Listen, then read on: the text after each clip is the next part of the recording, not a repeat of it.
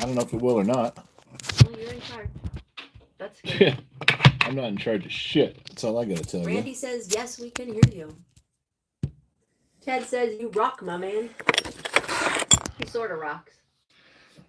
I sort of rock. Frank says, always love you, big dog. Just trying to be more like you. Ben says, Frank. evening, General. I'd be at home soon and drinking heavily. Just said goodbye to a young friend. Oh, that's not good. Happens all the time. Hey, Frank, so just so you know, I took your place on 21 Gun Podcast here today. I rolled in there and there was no minorities. They made it an all-white guy show. I was heartbroken, Frank. I got to tell you. I was standing up for you, buddy. I was pulling the roots out and throwing things. I'm telling you, I was getting after it. Where the hell were you? I did the whole show without you. I felt like left alone. I was abandoned, Frank. What the fuck, man? God, if you came on my show, do you think I'd walk out the door and leave you hanging there in front of the cameras? No. I stood my ground, but just so you know, damaged our friendship a little bit. You cut me deep, Frank. You cut me deep. Just want you to know. Christopher says, what's up? Glad you're feeling better. All right. Frank says, LMFAO, no black up, LOL. Okay. So here's the gig. Tonight's garage show is primarily on Facebook, but over here, so far, working correctly on my phone is tonight, the redheaded stepchild is YouTube. YouTube is now the ones peering through the window going, what are you guys talking about? What's going on over there? So we might be able to move some things around for you guys. But if I'm looking over here, it's because I'm talking to the Facebook crowd. I really have no way to read the comments without being rude to my date. And this microphone goes towards... I'm just letting you guys know. You guys have been bugging me about hanging out and doing some stuff and seeing some things. Well, here it is. So you guys are going to have to peek through. I wonder if we could do it like this for a little bit until you guys don't mind me moving stuff around a little bit. That's better. So yeah, I send my kid, we don't use a lot of staples. Matt Walls, good to see you, said 500 stars. And Shrone, watching all the way from Northwest Territories of Canada. Holy shit, it's got to be cold as balls up there right now. It does. That's when shit freezes on your body just thinking about where that person is. So we don't use a lot of staples around here. Told my kid, he goes, well, I got to staple the Christmas lights up. And, of course, he gets in a hurry and staples all the lights. Of course, he fucking Chevy chases it, man. Runs a staple through one strand.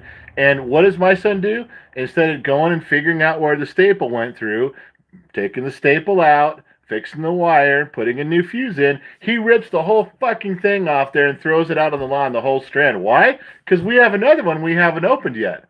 We got another one sitting there. So he's like, fuck it, I got another one. And that, I want to tell you, it pisses me off that I've raised my son that way. It's my fault. 100% my fault. He's the youngest of 8. My older sons were not raised that way because, when we were scraping by having all these kids, we didn't have any money when we were younger. So everything counted. Now, my youngest son, he's used to me having a few extra things around here, maybe a couple extra dollars in the bank that I didn't have years ago. So he just throws shit out and goes, give me a new one. He would take a fucking screw gun, and if it broke, he'd throw it in the trash and go, let's get another screw gun, Dad. Yeah, Jenix Mom. Don Smith says, hello from Hershey Chocolate Factory. Wow, like in the Hershey Chocolate Factory right now? Hey, that's in Hershey, Pennsylvania. I love Hershey chocolate. I know you do. So I got to tell you, my grandmother, she would take aluminum foil and she would smooth it. She would wash it and smooth it back out again and wash it and refold aluminum foil to reuse it. If you had a sandwich bag, she would turn the sandwich bag like a Ziploc bag inside out, wash it, dry it, and reuse it. My grandmother would steam a stamp off an envelope if the machine didn't stamp it and you could reuse it. She would do that. All right. I think that's a little extreme. But I was talking with my wife. We were driving the other day about this problem with my youngest son. And I remember at 18 years old, 16 years old, if someone gave me a box of old yard sale tools, I would take the tools home and I'd clean them up and I'd get the rust off of them and I'd put them in my toolbox, the ones I need and the extra ones. I valued every little thing. If I found a hubcap, if I found anything, I hung on to it because I didn't have, $10 to replace whatever was broken. I didn't break pens. I didn't break pencils. Everything I had, it counted as part of my assets of life and I just didn't get rid of anything. And I valued everything. Everything I'd find, I'd pull over on the side of the road and find something. I'd grab it and take it home and clean it up and, put it in my garage. And I'm not saying you got to be like that. Maybe I'm the only jabroni out here who's thinking that way. Maybe that's just me. But I really get mad at my son when he just throws things out and goes, let's just get another one. Yeah, Gen X mom. Douglas says your youngest son put you on this platform, so I would relax, big guy. LOL. Yeah, I'm relaxing about the platform. In case you can't catch on there, buddy, I'm unrelaxed about my idiot son that I created. Michelle said they call that hoarding now. What our grandparents. Yeah, it's not fucking hoarding though, man. I don't got stacks of newspapers of the New York Times in floor to ceiling in the other room here. Close, but no. No, I don't. But the problem is that he absolutely just throws stuff out. If he sweeps up the garage floor, if I sweep up the garage floor and there's screws and nails and stuff, I take them and clean them and sort them and put them back in the bins where they go. He throws shit out because he goes, "Oh, we'll just get new ones. Just get new stuff." He doesn't. I told him to go get some staples. He gets 5,000 staples. The fuck is he going to use 5,000 staples? And the other thing is that if he drops these and they shatter all over the floor, whatever's in the case, he'll put the lid back on and put it back. But whatever's on the floor, he'll just sweep up and throw away and go, "Dad, they're staples. They're like $5. Just go get some more." I'm not trying to be a pain in the ass about this stuff, but lately I realized, he drops things that are expensive because he's fiddling with it. You could have something. He dropped a microphone last year, like a $350 microphone. And he was fucking with it, just playing with it like this, and he drops it, and then now it doesn't work right. It's got a buzz in it. And he's like, "Okay, well, I dropped it. I'm sorry. People have accidents, Dad. Let's just get another one." I'm like, "Go fuck yourself." I made him take money out of his savings account and go buy another microphone. And not because I'm an asshole, just because people drop things. He does this all the time. If I was holding a microphone that was $350 in my hand, I'd be fucking concentrating on it. I'd carry it carefully and set it down carefully. I wouldn't. He'll set stuff like my butane torch and stuff. He'll set stuff right on the edge of something and walk away. And then when it gets knocked off and breaks the plastic of the torch, he goes, "Oh yeah, just fell over. Things fall over, Dad. Things fall over." Yeah, because you fucking put it right on the goddamn edge. When can I expect him to stop acting like a 9-year-old and start acting like an adult? Just a little bit. That's all I'm saying. That's all I'm mad about. Yeah. Jen says, as a teacher, I see this all the time from my students. Broken pencils, broken Chromebooks, clothing left wherever and never unclaimed. I was replacing bulbs on a string of lights, and my students asked why I didn't just go buy new ones. Broke teacher. When she said that, how many hoodies did he lose in 8th grade? He must have gone through 5 hoodies. He'd go to school wearing his $60 hoodie. He'd take it off to play basketball in the morning or at recess or lunch, and leave it out there on the field and come home without it and then go, "Oh, I left it at school." And of course, some kid finds a $60 hoodie, 6 years ago. They keep it. You're going to find that shit lost and found. And what does he say? "Come on, get me another hoodie. I'm cold. You don't want me to be cold?" Yeah, I don't give a shit if you're fucking cold. But I keep waiting for, that change where where things get better and just, I can't do it anymore. I'm at my wit's end about it. And I know I did this. If I had started correcting him on things like, well, tough shit. If I would have done that with the hoodie and said, "Go to school cold," I don't give a shit. Now, his mother and I would have fought over that, but I should have sent him to school cold for a month. Then he would learn the value of things. Instead of using a screw gun, because he fucking drops the screw gun and breaks it and goes, "Well, let's just go to Home Depot and get another screw gun," I should have said, "No, now you're going to put in 50 screws by hand until you learn the value of the gun." But I didn't do that enough with him, not like I did my older boys. And I've created the mess that I'm in right now. I got nobody to blame but myself. And the worst part is it's only going to turn out bad on him. Parents who are softer on their kids, who think and believe me, I wasn't trying to be soft and do him any favors. It was just being lazy parenting on him more than my other boys. Who's going to suffer? The kid. Because eventually he's going to get out in the world and he's going to fuck shit up at Taco Bell and he's going to go, "Well, just get another fryer." And they're going to go, "We're not getting another fryer, asshole. You're fired for being a dumbass." I've created a problem, and right now I don't know how to fix it, because when I start coming down on him correctly now I'm the asshole. Now I'm causing him to have undue stress and pain because out of nowhere I've changed how I'm parenting and he can't figure out why. And I've explained it. I fucked up. And I'm trying to unfuck what I did. This isn't your fault. This is mine. Sorry, but now you're going to have to deal with it. So I don't know. It triggered all that when I saw these fucking things in here, and then there's a string of lights out on the lawn. I don't know. Fuck me. What do I know? I'm just a dumb mechanic in the middle of the desert. So anyway, as Trippy Pineapple would say, hydrate. You have 410 viewers on Facebook right now. Well, I've got a few on. I don't know. It's like Lionheart knows I'm in here right now, and so he's blowing up the staff thread. What that was reconnecting. I got there's about 75 on YouTube checking out what's going on, but this is not a regularly scheduled broadcast for them. All right. Plus, it might be members only. I can't see if there's just green names in there. So, what I wanted to show you is well, let me start over here with this because we talked about this before. I brought this up one time like 6 months ago.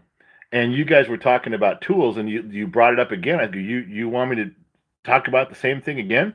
And so I did. And then I got more emails about it. Can you do it one more time? So I'm trying not to be repetitive, but since you guys keep asking, there is a difference between the quality of tools. And I'm sure that anybody in any industry would tell you. Now, if you're an accountant, okay? You're an accountant and you kind of work on your car on the weekend, I don't think it matters a whole lot what tools you buy. If you're an accountant and you kind of work around your house, I'm going to say it doesn't matter completely the quality of the tools you're going to buy because you're not using them over and over and over. You're not building 7,000 things where it has to last you a lifetime. It doesn't have to last you a career. But when you're in automotive, you're going to buy tools that are sound, they're quality, they're lasting, they fit, they feel good for as long as it's your business. It's the same in construction. Construction workers, people that do that shit, they know exactly what they want. Welders have a preference to their trucks, their boxes, their gear. You just do. Everybody does. Yeah, Gen X Mom. Frank says you would literally be the only reason for me to visit Cali. He sent 200 stars. Thanks, Frank. I appreciate you. So what I'm getting at is that in automotive, there is a difference. I will tell you there's a difference in automotive tools. I promise you. I was in the industry for the better part of my life, and it was kind of funny how you can explain things, but it's the way that a wrench fits in your hand. Everyone says, well, I'll just go buy Craftsman tools and get the job done. My half-inch wrench is as good as your half-inch wrench. Yeah, you know what? If you're working on a 1944 Willys Jeep in your driveway on something to do during the summer, get whatever tools you want, man. It really won't matter. But if you're working in the industry and you want something that's quick, dependable, and it feels right, and there is a difference, my preference has always been Snap-on and Matco, Cornwell. But, like I told you before, there is a difference. And one of the things we talked about was, I don't know if you guys can hear this. You hear how fine that clicking is? You can just hear it. Those are really fine metal parts, really short, so you can get quick turns out of it. It makes a difference. And then you got something like this big old clunky Craftsman and yard sale tools. Ready? You hear that? It's a difference. There's just a clunky. They're not made as well. The parts they wiggle. There's slop in them in fine machine tools like a Snap-on tool. And our friends over at Snap-on, they love me to death because I've spent so much money over the years. I think I am fully invested in Snap-on by this point. But the tool if it's got wiggle room on it, it's wore out from years of service. Tools like these, they slop in them, and you can feel it right from day one. Like I'm moving this handle back and forth. I think I barely even used this wrench, and it's already got slop in it. That's because of how it was made. And so you're talking about, all right, those are socket wrenches. So they're ratchet wrenches. So what about the same thing with just a regular wrench? Now I'll hold this up for you guys. I don't know if this will do it justice or not. Let me hold it up for Facebook guys first. You see this wrench? You see this thing right here? Compare it to this one. Do you see the difference in how they're made? You see their sleek design? This one's polished and finished. It's strong. It's not going to bend. It's not going to break. It's going to do the job. This is the one you can bend and break with a little bit of heat to it to bend it to whatever shape you want. This one is thicker. It's not. Look at the difference in size. They're not. This one tool's not going to get into the places this one will. The reach isn't the same. It doesn't feel as good in your hand. And I show you guys the same thing here on YouTube. Look at the difference in thickness on these tools. You can just tell they're different made tools. This is a snap-on tool. This one is an Action USA tool. Well, at least it says it was made in America. I guess that's good. But the idea is you have a snap-on tool. You have something that you use. You can feel it in your hand. You can feel it with how it goes into the car, the job it's doing. I'm telling you, it's tough to work on lawnmowers with tools like these. If you're just doing it once in a while, you'd never know because you don't do it all the time. When you hold the tools every goddamn day, you really get a sense of what's going on. And I know it's the same. I guarantee it's the same with construction guys and their hammers. I know a hammer's a hammer is a hammer. All right, then go down to the hardware store and just buy a fucking hammer for $3 and hang it on your wall. You're good. But a guy who's swinging a hammer all day long, there's a difference. So if you're going to ask me about automotive tools, I'm going to have an opinion based on 35 years of working with them. If you're going to ask a construction dude who's been in the business 25, 30 years, his expertise is going to be from hands-on doing the job. There isn't one guy who in any field in America that would seriously tell you, I've been doing this for 35 years and the tools I use, it doesn't matter, they're all the same. Do you think baseball players don't have a preference on what bat they use? Bowlers don't have a preference on the ball they throw down the lane? Absolutely everything you're doing matters, especially when you're using your hands. It absolutely makes a difference. So the question was, tell us about the ratchets again. I tried to. Tell us about the wrenches again. I don't know how to describe it to you other than, you're either going to get it or you're not. But once you use them, there is a difference. So when you can afford to step up and buy a few nicer things, it's very hard to do it in the beginning.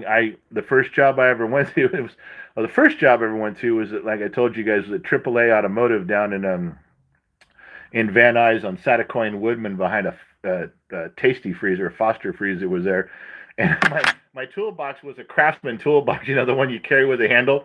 And I walked in there with a Craftsman toolbox, and he says, "You're the new mechanic," and I said, "Yeah. Where do I put my tools?" He goes, "Back in the fucking trunk of your car." He didn't want. The guy spent the first 2 months there painting tools and jack stands and steam cleaning equipment, cleaning other guys' tools and stacking them on their box for them to put them away. I wasn't allowed to go in their box and put them away. Ray Trevino was the name of that guy. Great guy back in the day. And you start off with a box of tools, just a Craftsman toolbox this big. I just carried it in. And that's all I bought was yard sale tools, hand-me-downs. My grandparents gave me doubles of their stuff. My uncles gave me doubles of their, a nice ratchet, stuff like that. You can end up losing relationships over Snap-on tools, but it's worth it because they're good tools. And even though my girlfriends cheated on me back in the day, my tools never did. My tools never cheated on me. So you tell me which was the best investment. That's a true story too. So, in other words, when you're doing this, you put a socket on the end, and you're tightening a bolt. Of course, that's the old Irish way. And then they came up with air tools, and you put the socket on the end here, and you just put the air line on the bottom. Again, snap on, and you can see how beat up this thing is. I got into an argument with the kid's friends one day. He brought some friends over here, and they were looking at my tools and stuff. And one of his friends, a complete dickhead asshole, I won't mention his name. But, this tool, you can tell, it just wore the fuck out. And this guy says, "So what'd you do, buy all these tools used?" I said, "What would make you think that?" He goes, "Well, every tool you got's all dinged up and wore out." I said, "I fucking put in the hours, dude. I put years. I got fucking years with this tool. That's why I did it. Every scratch nick in here is me, motherfucker. Bottom used." I don't think I'd ever been so insulted in my life as a kid coming up and saying, "Well, your tools look wore out." Who wore them out for you? You buy them used and just put them on display so you can pretend you do. Man, I about fucking took that kid, tied his dick in a knot, and shoved it down his throat. I was very upset. I was very, very upset. All right, so this is a smaller gun here. I think when I bought this one's, I don't know, this is probably 15, 20 years old by now. And I don't know, I probably paid $250 on sale. It looks like one of the ones that they sell you in your Christmas package, your little display. Right about now, all the tool trucks, when guys could get on tool trucks all over this country, if you have a husband who gets on a tool truck, when he comes on right now, there are Christmas displays. There's some that are gold plated. There's certain anniversary editions, Christmas editions that comes with cups with half naked girls on the mugs Chips and and shit. dip thing. Chips and dip. Yeah, there's a Clock. chips and dip. Clocks are a big one. Yeah, clocks are big on that. And this is the Christmas season, and you're allowed to be a little silly right now with your money. Blankets. We have. Boy, you just remembering everything we've got. Jackets. Whiskey glasses. Yeah. So I think this was one of their holiday specials. I think this actually came with the lowball glass. A snap-on. Yeah, I never saw the drill thing right there. No, you just got the glass. Yeah, I just got the glass. That was funny because I bought this, but you got this. Well, the one that I got in trouble over was we have a blanket in the house. Do you still have that black and red snap-on blanket? Yeah, someplace? the dog uses it. What? Are you kidding me? My snap-on blanket? Yeah, that $250 worth. Yeah, it was $25,000. Oh yeah, that. I bought 2 racks and some other stuff. I got snap-on credit. This was 25, 30 years ago. And I bought some equipment for the shop, and it was like a $22,000. It was a $25,000 credit line, but I think I spent $20,000. Oh, somebody said don't forget about the calendars. Calendars, yeah. Well, calendars they'll give you. You buy enough stuff, they start throwing calendars in. And I signed up for Snap-on. I got a $25,000 credit line. I spent about $20,000, I think. All of it? No, I didn't. No, see, unlike you, I did not max it out the first day. And I bought shop equipment. Then what's the point? Because sometimes you have to have credit if you need it. What if there was an emergency and there was no more credit? Unlike you, I don't have a husband to run to. Okay?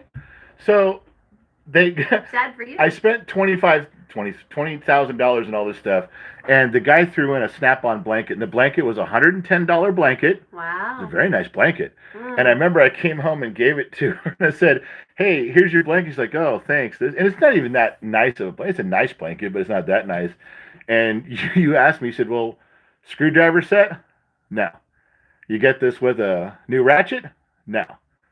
And you're holding this blanket, what did you get? I said, I spent $22,000 on stuff.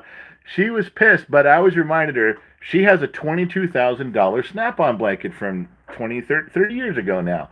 I think that, who else would go to the trouble of getting you a $22,000 Snap-on blanket? I don't know. Nick said after the first step, it's consensual on those trucks. Yeah.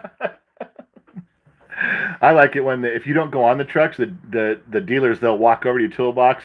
They will actually, dealers that were friends of mine, if they knew I was going to want something, some brand new tool or thing they had, they would just come and put it in my box and close the drawer and leave. And then I'd call them and go, why is there an extension set in here? And they go, because I know you're going to want this. It's all the extensions. It's only $530. I knew you were going to want it. I didn't want to bother you. You were working, so I put it on your account, and it's in there. And here's the rule. You can return it until the moment you tear that cellophane off. And the moment you tear that cellophane off, because you think, I just want this one. I don't need this whole set. I just need this one. You take it out, it's done. You open it up, you break the seal in that blow molded case, it's over. You own it. And you leave it with me long enough, I can't resist. I open the shit up, I put it in there. Plus, if you set it on your box, all the other mechanics come by and go, hey man, you got that set, man? I wish I could afford that. And you're like, yeah, I got the set. Fucking yeah, I got this set. Coolest thing I ever did. I didn't even want it. The guy put it on my box. So, yeah, tool truck. In Vegas, here's a true story. In Las Vegas, there was probably almost a year where the Matco tool trucks, this was early 90s. They hired strippers, naked women, to walk around the truck.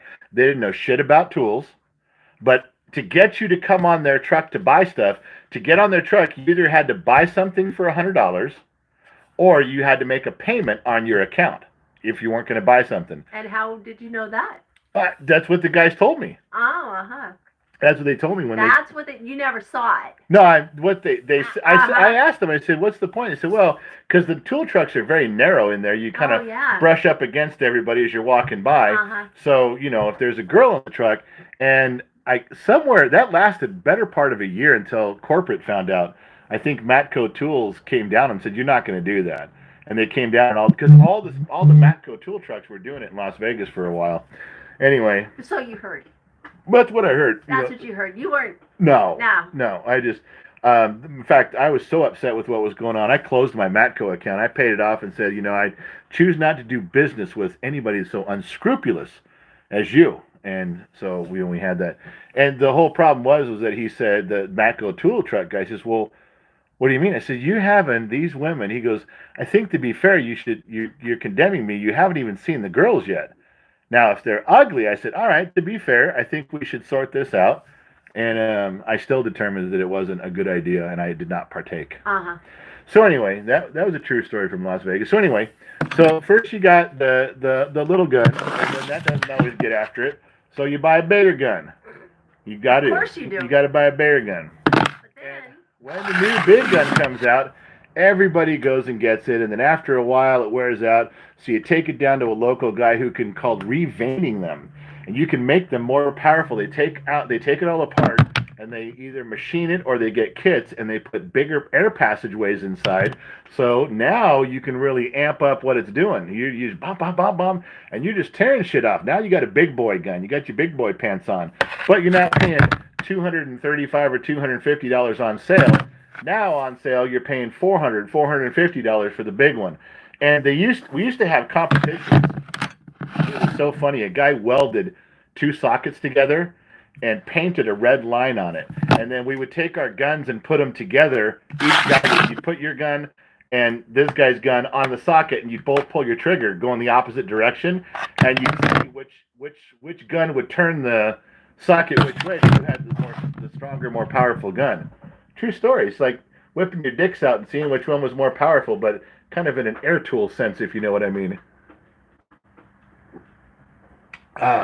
Ted Mack says those IR guns are good but heavy. They are heavy, yeah. Right as I was leaving the industry, composite guns were becoming really popular. I always thought they'd break. I bought a couple. I think I probably have one or two. Yeah, but back in the day, this is when men were men. Yeah, you could use these. Max said a sword fight. Kind of, yeah. I got to move this a little bit here, change something. Well, because because we have these two guns right here, right? Can everybody see those? Yes. So I thought, we'll put one out of the way. All right, so we got this one. And then there's some bolts you just don't want to fuck around with. And for that, I bought this one. And here's where we started, and here's where we ended up. I don't know if you guys can see that or not. There's a difference in these guns. Now, they have bigger ones, and I'm not talking about the ones that you can hold like, two fucking handles, a pop, pop, pop, big old tire gun this big. No. This is still a one-handed job, and it's a big boy. This one doesn't have as much use on it. This is a 3/4. They have 1-inch gun bigger than this. But I didn't run into a bolt I couldn't take off with this thing. You let it just sit there and let it build up pressure. The longer you sat there, the harder it worked. And you go for a long time. Finally, you'll snap stuff off. If it ain't coming loose, it'll break the head off. Mask said that thing has a jet engine on the back. That one, that's funny you should say that. It's all... Everybody talks about this. I'm going to give you guys a secret on all the stuff, especially if you guys have home compressors. And everybody says, okay, well, how powerful is this gun at a home compressor? Or shops that have, little tiny compressors that they bought at Harbor Freight. Here's what matters too. It's not only mainly the air pressure in the shop, which most shops run around 120, 130. And I always ran my shops around 145, 150 to make these tools work. But here's something people don't tell you. How big is the hole where the air hose goes in? Now, you can have the baddest motherfucker gun at all. I'll show you guys too. You can have the biggest, baddest motherfucker gun on the planet. But if you're only getting a little bit of air through there, you're restricting the gun. Any air tools like that. Look how big this gun is. It's the same size as that little gun. Same fucking air size. It has to be. My air compressor hose has to fit on both guns. So even though this is a big motherfucker gun, it's still got the little tiny 3/8 hole in there. So what I did for this one is I changed out these fittings, and I got a big fucking fitting and a big fucking hose in my shop just for this gun. When I pulled out this gun, I also pulled out a hose to match. This thing would breathe, baby. It would fucking breathe. Yeah. White says, how do you feel about the new battery impacts? I love being free of the air hose, but I think air has more power. Air does have more power. Like I said, battery technology wasn't that big of a thing when I was still working. It was coming out, but they were expensive. The batteries didn't last. They didn't have as much torque. They're much, much better now. But you're never going to beat air. Pneumatic pressure, you're never going to even come close. You get a big old air gun with pressure behind it versus any electric one you got. But air hoses scratch fenders. You gotta drag them around. You get used to it though. You do as a mechanic. You get used to where the hose is, stepping over it, moving it around, cleaning it at the end of the day, keeping it clean. But it becomes second nature. It is a hassle. It's a hassle to learn, but it becomes second nature. But I'd have to retrain myself to go reach for a battery powered impact every single time I'm doing something. My kid doesn't. My kid goes right for it. I've got impact guns that are battery. He goes right after him, snap on, and he goes and gets them. I still always think, let's get out the air hose, fire up the compressor, and get going on stuff. You're never going to beat an air impact gun. Ever, ever, ever. No matter what you say, if you have pound for pound, dollar for dollar, you can't beat cubic inch displacement. That's just how it is. When all things are equal, you can't beat cubic inch displacement. So just thought I'd tell you about the three guns there and then show you that it's the size of the air going into it, the air pressure, that makes the biggest difference of all. And like I said, when I mentioned about taking an air tool and having it reveined, that is making the air passages bigger. You want the air hose going in bigger. That's what all the difference in the world on this. It'd be like telling you, and this isn't accurate, so don't quote me, but it'd be like telling you, well, I got an electric drill that's a 12 volt, but I put a 20 volt battery on it, and now it really took off. It didn't work that way with electricity, but you get the idea. So there's the analogy anyway. They're talking about tools, Ingersoll too. Ingersoll Rand, yeah. They're talking about, one guy said Michael says he bought one in 1978 and still a hammering. Yeah, the Ingersoll Rand, they eventually began to make a cheaper line of tool, and they sell them cheaper. But Ingersoll Rand is badass. Ingersoll Rand is still one of the top names in air tools and big generators too. So in fact, I'll bet some of these that are made, you can tell. Sometimes the part number they'll sub out to Matco will sub out to Ingersoll Rand. And you can tell by the part number, it'll have an IR part number for Ingersoll Rand. I don't know those two do, but yeah, it's big like that for sure. So something else, if you're looking, if you girls want to give your guy something and you don't know what to give him for a stocking stuffer, tell you something that saves me as a mechanic all the time. This right here. Anybody tell what this is from a distance? Anybody? It's got a clip on it because you can put it in your pocket. I never had one of these in my pocket, but this is a lifesaver. You can never have too many of these. If you're looking for a stocking stuffer, this is something you get your guy. Yeah, Gen X Mom. Joe wants to know, how often do or did you oil and or grease your air equipment? I made a special solution of oil that I would use in mine. I put it in a little bottle, and on about every other day, every time I grab a tool, I'd give it a squirt. It kept it lubricated, but you don't want to go too much. Obviously, you blow it off so the vapor comes out. But I bet every other day, the tools that I used every other day, I'd lube them up. They're calling that thing that you have in your hand a magnet. That's right. It's a telescoping magnet because you always drop the fucking bolt down where you can't get to it. And you're like, God damn it. So you can't reach it. You can barely see it with a flashlight. So you always want to have one of these. I've got like 6 or 7 of them. You know why? Because my fucking idiot kids will take them. They'll run around and start sword fighting with them. And they'll bend them and break them, and you got to throw them away. So I got a bunch of them here. But if you're looking for a quick gift, put that on your list and put that in your husband or boyfriend's Christmas stocking. He's not going to look at you like you're crazy. He's going to go, how the fuck do you know?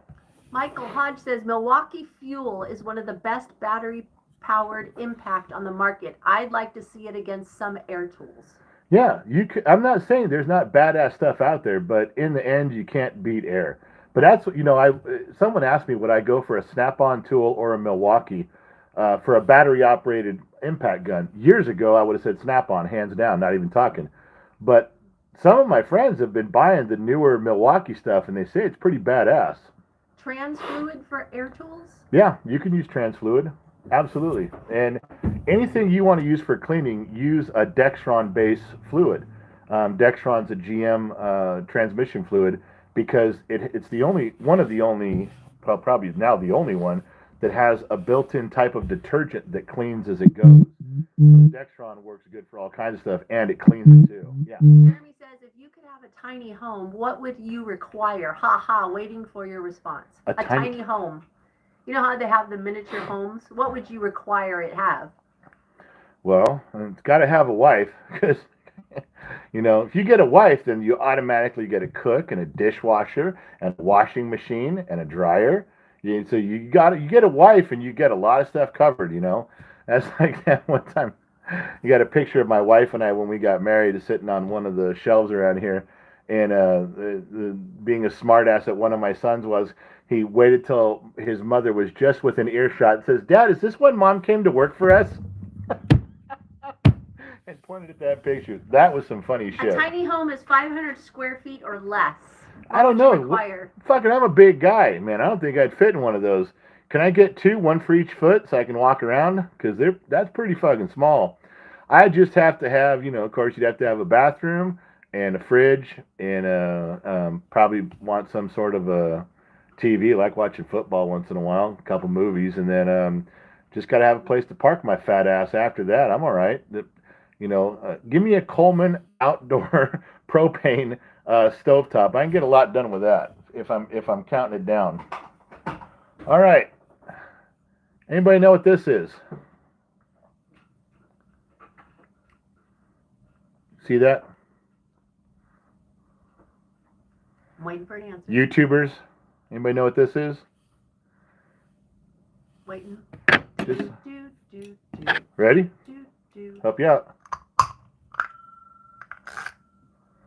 It's a toy for making noise at New Year's Eve. Yay! New Year's, ringing in the New Year's. What's that? Matt said hole saw. It is not a hole saw. No. Goes on the end of a ratchet. It's for an oil filter. There you go. It's for an oil filter. How many times? Ask your boyfriend, ask your husband. How many times they've got to change their own oil, and they got pliers and pipe wrenches and channel locks. They're trying to get. They're pretty cheap now. You can get a whole set of these for like $65, and there's the exact size that fits on your filter, and you just slip it on there, put a ratchet on it, and away you go. Yeah, true story. Because I still see guys in my neighborhood. They put you start driving down there and they're trying to teach their sons how to change the oil in the driveway, and then they get their car up on blocks and jack stands, and they're fucking around in there. They're driving screwdrivers right through the oil filter and trying to twist it off like a T-bar. Hey, you slayed the oil filter. Good job. Now you still can't get it off. And in the end, they come down here and we figure out what size they need, and I let them borrow it, and 20 minutes later the job's done. These aren't expensive either. There's oil filter socket sets for like $60-$70, and it has almost all of them. So if you got a guy who does that and you buy one of these, they don't even have to be expensive because you don't use them all the time. You don't use them every day. If you're using them at home, you're going to use it twice a year, 3 times a year at the most. They're going to last forever. So that's always a good buy too. So yeah, oil filter set. I just grabbed one, but I probably got 40 of these over there. And this one's even Blue Point. Now, Blue Point is Snap-on, but it's their off-brand. If you get Blue Point, your husband's going to say, "Thank you for the Blue Point roll-around cart. Thank you for the Blue Point screwdrivers. Thank you." Because you did buy it off the Snap-on truck, but realize that's Diet Coke. A lot of them said they used a belt from their waistband, like a belt. Yeah, you can. There's even a tool. I've got one over there that it's a belt, and you slip it up over it and tighten the belt and then just turn it to come off. That's more of a universal one, but yeah. All right. Now, you're either going to know or you're not going to know what this is for. You're either going to know or you're never going to figure it out. It's not something you can guess on. You're going to have to say, you know exactly what this is. Looks like a trigger on it. Look how that worked right there. See how big that got? So does anybody know? See, it starts like that. See what it's doing there? Cabinet lifter? No, not a cat, but it's a good call. I guess you could do it. That's not what it is. Epoxy gun? Nope. Where would you fucking put the epoxy stick in here? A double barrel caulking gun? Really tiny caulking guns. Brake caliper press. There we and go. That was a girl. What? Jennifer Hollowell. That's because she ran over to her guy and said, "What is this?" And he looked over, knew what it was. He went back to reading his newspaper. She ran back to the couch and got the answer right. Yeah. And Sammy Joe sent you 190 stars. Looking devilishly handsome tonight, General. What was the smallest or biggest tape measure that you've used? I have a tiny 6-foot one. Well, Sammy Joe, I'm not used to measuring things that are small, so I don't know how small they go. I'm not sure if that's even a real thing or not, but there's biggest yardstick I ever used is go as far as the eye can see. If it was a foot tall or a mile, who could tell the difference? All right. Okay, so what is that again? Well, this is what she said. This is a brake caliper compression tool. And when you take your brake pads off, you got to compress the caliper to get the pistons back in so you can put the new pads in. And you've seen your husbands out there with screwdrivers and pliers, and they're trying to hold it and scraping things up, and the caliper's swinging all around by the brake line. Yeah, and this eliminates all that. We actually have tools that hang the calipers so they're not hanging from the brake line. And then you take these and you slip it inside there and click, click, click, and it collapses the pistons back where it goes. You slip the pads in, and you're down the road motors. So I have loaned this tool out. This is like the 9th one I've had because they're kind of shitty. They're kind of cheap if you drop them. If you don't drop them, they're okay, but they're made of pot metal when you get a cheap one, and they're about as effective as a good one. You can get one from Snap-on. I think this was $60 from someplace cheap, and the Snap-on ones are $300, and I just got tired of the Snap-on ones. They worked about the same on that. And again, I didn't use it all the time. I wasn't a braking front end guy for a lot of years, so it didn't matter so much. So this one's another thing too that is just a gift suggestion. If you got a guy who does automotive RV work or boats that are on, most of them are 12-volt systems right now. You see what that says right there? You read that? 10-foot retractable test leads. And what that is that you can take this and look at that. It all comes out. Then you can turn it back in and wind your things back up. But this is when you want to have a test lead where you're jumping with alligator clips. You put it for testing ports from positive to negative, and you got your test light or your voltmeter, and you're running around. And then you can put it all back together and suck it back up inside here like you're supposed to. But if you have there's all kinds of stuff you can get a guy. It doesn't have to be top of the line. Your guy will thank you for it. If you're going to get him an extended magnet's a good one. Flashlights are a big one. I don't know if you guys, this is one of my own. We talked about this before. You guys really want to impress your boyfriend or your husband? Go online and find a stream light. Look at how this is. You got to get the rubber here and the rubber up top. Stream light. This one's old. I probably got 4 or 5 of these now. And they hang on the wall. They come with an extra battery. They're always charged, always ready to go. They got a little red light next to you, know right where they are. You can mount them out of the way. They're expensive. I don't want to talk about how expensive they are in front of my wife. But if you want to impress your guy, get him one of these. They're not super tiny. They're not like fucking mag light. And they're badass. They are one of the best lights on the market ever. And they come in all sorts of colors. Don't ever buy a black flashlight. Never, ever buy a black flashlight. I'm not racially profiling. I'm not racist. They get lost. Do you know how many black flashlights I've left under the hood of a car because it blended in with the engine? It was all black and I just left it there and forgot. But if it's a bright yellow or a bright orange or a bright blue, when I go looking around before I shut that hood, guess what I see? The fucking flashlight. Now, if it's on, I might see it. But that's another story. So if you guys want to score some points with your husband, find a stream light. You can tell how big this is in my hand, right? So that now you know the sizes, because they do make them smaller and they do make them bigger. You don't need that. Get it about this size right here, and this will impress. Now this one, it actually says Matco tool, so I bought that years ago off a Matco truck.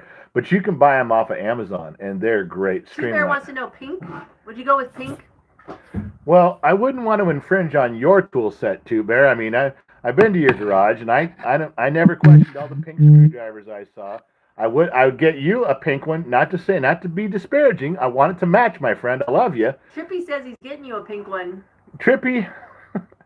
Trippy, you could not afford a pink streamlight on what we pay you, because you don't make anything with us. So don't act like you're all high and mighty going to shove a pink flashlight up my ass. I don't think so, buddy. I don't know if they make pink. I bet they do. I bet Streamlight does. I would have a pink flashlight. Fucking A, I would. Because then when my wife goes to steal my shit, I can go, see all the pink shit over there? Steal that. Yeah. Which brings me to sunny point number 2. Speaking of pink shit, I want to show you guys something. And I'll tell you the story behind it. Don't touch my pink shit. Just, you stay right there. Go talk to your friends. I love my pink stuff. I know you do, but you're just such a weasel about some of it. Oh, man. What is he talking about? I'm back. No, I'll tell you. I'm back. I'm coming back. Hold on a second. I'm trying to find something. Give me something here. Oh, my gosh. My garage. Tommy Fitz. Where? Oh, Hey, Doug wants to know, remember the big 4D battery flashlights? Oh, yeah. Absolutely. Those things were heavy. Went through a lot of 4D batteries. Yep, we all did. Hey, you want to come back? I'm coming back. I'm not lost. Relax. Did you get lost? Okay, so here's the gig. Let me tell Hey, you. Joshy says, I'm 4 years clean and you have helped me in my recovery. Thank you. Far out, man. Hey, if any of the stupid shit that I do around here is even remotely interesting to anybody, job accomplished. Mission accomplished, job well done. All right, so my wife gets into my garage and gets into my shit without permission all the fucking time. Because I know shit. Stay out of my stuff. Do I go into your kitchen All the time. and get into shit? All the time. Well, half the time you tease me that I don't know where the kitchen is. Now, which is it? Well, learn to know where everything is. You don't even know where the silverware is. That's right. You should not know where all my shit is.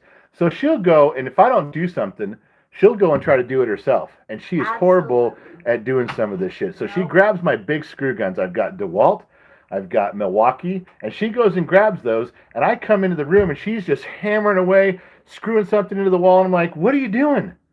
I grab my tools from her, and I remind her, this is hers. No. See this? This is pink. Screw gun, right here. No, that's bullshit. Hear that? That's a nice, safe speed. That is a nice, safe sound. Nope. Got Russell that? gave 200 stars. Thank you, Russell. Thanks, Russell. So you see that? That's bullshit. I go up and what That's was for that? our daughters. What was that? There was that weapon That's cute. in Men in Black. He comes up and he goes. Tommy Lee Jones picks up that big old fucking gun and he goes, "Here you go." He hands Will Smith that gun. He goes, "What the fuck is that?" He goes, "It's a noisy cricket." He goes, "I'm gonna break that damn thing." This is what my wife is supposed to use. It's pink. It's just the right size for a lady. No. It's a screw gun. Okay? You have these tools scattered throughout. No. Quit stepping over your shit and getting into my shit. Okay? Your shit is so much better. It's man style. And now this, hear that? The size does count. People, the size does count. I think this is It's cute. Yeah, it is cute. Hey, don't ever say it something. We can give that to our granddaughter. No, this is a real tool, you know? It's Oh, I'm sure it's real. okay, well, you should But use it's it. cute. No. Okay, I'm just saying. Ladies, this should be your speed right here, okay? This is your speed. Don't get into your guy's stuff. Don't get into No, his girls, Milwaukee. go get the guy stuff. Just not getting through to you here, am I? Just not getting through to you. No, All right, so anyway, that's it. Where are we at on time? it's time to go. What time is it? 6:47. Well, I'm running out of air. I'm still know. recovering. You guys know that I had COVID for 2 days really bad. And I propped myself up. I did a world show today on YouTube at 10 o'clock. That was a fun show. We talked about Gavin Newsom and Ron DeSantis, and we had a couple videos to play there. The garage sale, just getting my feet back wet again in this. And I promise you we'll keep doing it. I got so many more things. We'll do that thing where we go around and we show you stuff too. We can talk about whatever we see. We'll let you guys pick stop. If I just turn the phone around and show you stuff, like, okay, we'll talk about those smokers. I got 2 smokers up there. I got to get one fixed. I could probably fix them. And if you want to find a vacuum leak in your engine, you just shut off your engine and pump smoke into it. Wherever the smoke comes out, there's your leak. Pretty Daniel nice. Weiss gave 100 stars. Good night, he said. Thanks, man. I appreciate you. Everybody on Facebook who gave stars tonight, I appreciate you guys. If you guys did anything on YouTube, I couldn't see it. I'm sorry. You guys told you guys were peering through the window today. You guys were the redheaded stepchild tonight. You guys were the simulcast Facebook. This was their night. Facebook is the garage show, but we thought we'd try simulcast to see if you guys were interested. If you guys become more interested, then we can put a moderator on and we can do some sheets. We can make it like a real live stream. I just didn't know how interested YouTube was going to be in a garage show. But hey, we were just recapping some stuff, talking about Snap-on tools and other things, the differences between good tools. I didn't get a lot of questions from you guys today. Normally, we fill up the entire show with questions. So tell you what, next Friday when we do this again, we'll do another simulcast. We'll try to set it up. I'll take as many questions as you guys want. If you guys got stuff, you guys got questions about something going on with your car, because the last time we talked, you guys sent me emails, and it was, hey, my car is in the shop right now, and they're telling me this, and you sent me a copy of their estimate and what they're doing, and I could talk to you about it. So if there's some things I can do to help you along that line, I would be glad to. I really don't have a way to recommend shops where you are because I haven't lived everywhere. But I really appreciate you guys taking time and hanging out with me in the garage. Like I said, I'm kind of running out of air right now, but we'll do more next week. Every Friday at 6, we'll build the show up. We'll do a lot more. It'll become a bigger thing, especially with the number of people on Facebook that are interested in going over old tools.